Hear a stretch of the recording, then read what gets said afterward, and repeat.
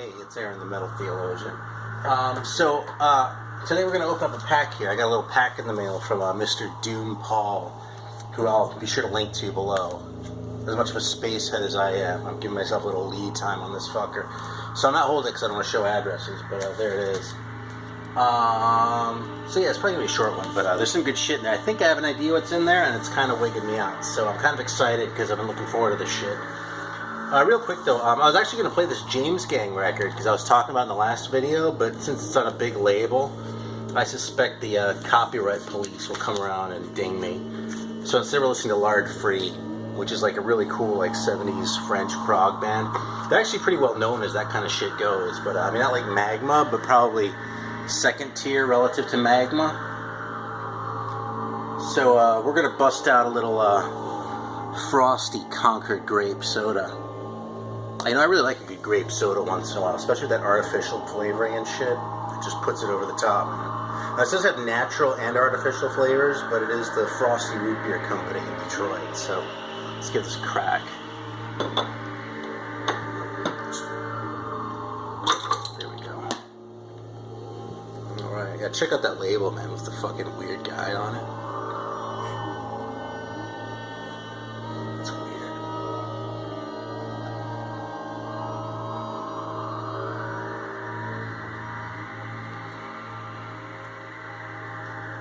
It's a little more like sharp in your mouth and a little less like intense grape than I expected. It's definitely sweet.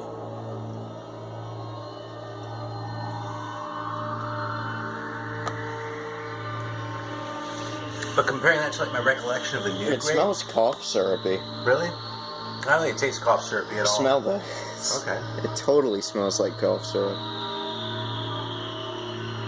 Not really. I don't know. Whatever, take a sip.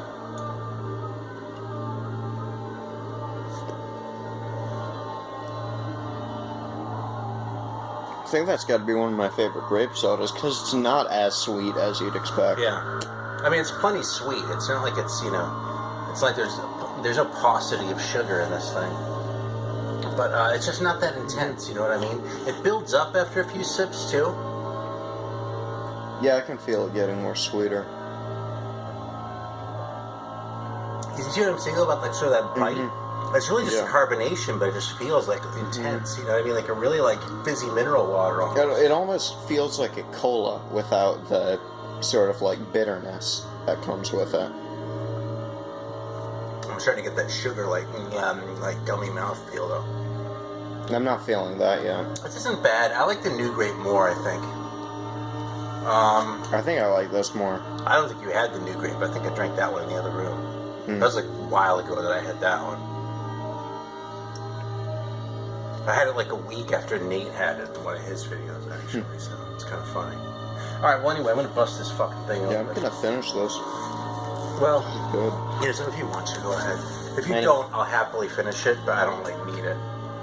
I'm not mad at that soda, but, you know, it's not a all-time classic. I'm not going to, like, be keeping a six of it around just for me, like, with that Swamp Pop, which is still my favorite fucking cola. You know, I come back to that periodically, and I always think it can't be as good as I thought it was. You it's funny, I read that, it always is. I read the Frosty is a registered trademark of Frosty Root Beer Company, limited liability company, Detroit, Michigan. For a minute I thought it said it was made from the Frosty root. From the Frosty root. Yeah, like that was like that's something you'd see out of Willy Wonka. Shit, man, I'm not showing all these addresses. Look at this shit, man. Look, it's like this festive, colorful paper and shit. We're all happy, like, looking at the fucking... That's how good this is. Two-tone packing. It's actually funny, because I used this to send him some shit, apparently. So I can get my old box back here. But let's see what's in here. Oh, hell yeah, man. I'm fucking so stoked about this. Holy shit. Only 8 ingredients on this. It's pretty good. Oh shit, man, he's fucking me around. All right, is the thing on the box or on me? Hopefully it's on me. It's on you. All right, cool. So this is a copy of If You Want Blood with a fair bit of ringware. So why am I so excited about this? You may be wondering. It's because of that right there, the Albert label. With this one, I actually have all of the 70s AC/DC records on the Albert label. So, because I already had the ones before it and after it, this was the only one I was missing. And I've actually never held one of these in my hands before, so I am pretty much freaking out. It's so awesome. It has that like thin, like European style cover and shit. It looks like the same track list. It's the same picture on the back and shit. But I can't believe he just came across this thing in the wild in like Boise. Look at that. That's so fucking cool, man. I mean, I guess I got all my other ones in Cleveland.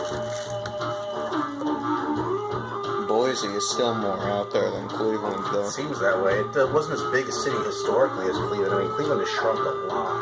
Yeah, that's true. It used to be a really big city. When Bon Scott was alive, it was a much bigger city than it is today.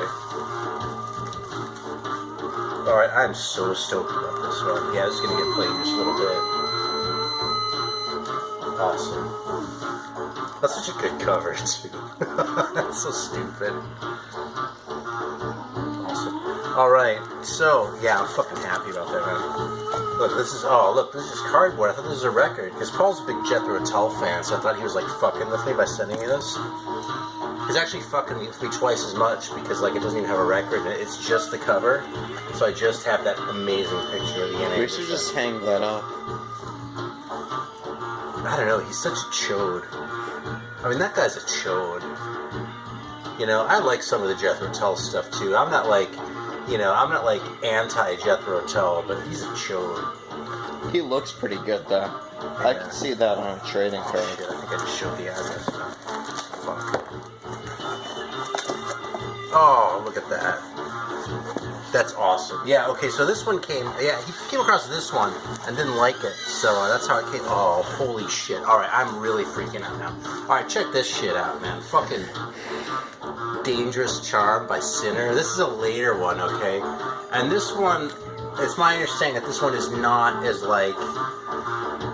Let's just say it has a little more commercial sensibility than the earlier ones, which were pretty rockin'. I mean, look at that picture. That picture would be total shit if it weren't for an awesome mustache.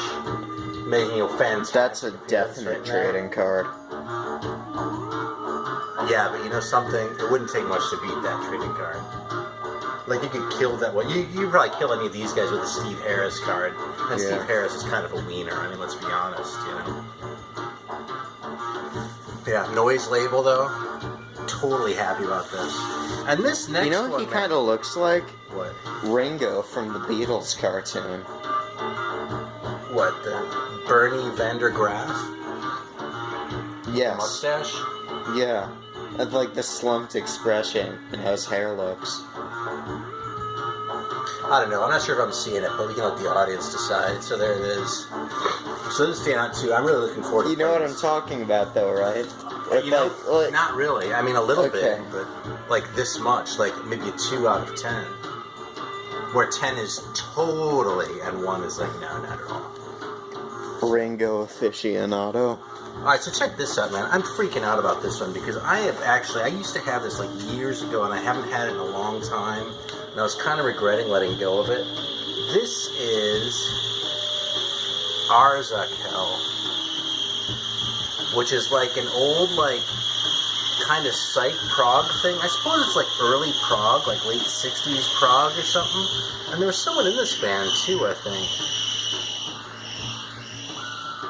No, you know something? Not with these names, unless they're fake names, which is possible. Yeah, I thought this was like related to something, but maybe not. Yeah, there are like these weird biographies on here, though. God, this is so cool, man. I can't wait to hear this one. I haven't had this in a long fucking time, man. And I like go over it and I've been like, oh shit, I shouldn't have done that. You know, this is totally like a Paul, like a Doompaul record too. This must be a double or something, because if it's not, I'm kind of shocked. But oh my god, look at that. It's such an awesome cover, man. It's like, you can still see the 60s in that cover, you know? But it's kind of darker. It's like, Vietnam was already happening when they made this cover. Like in full force, you know what I'm saying?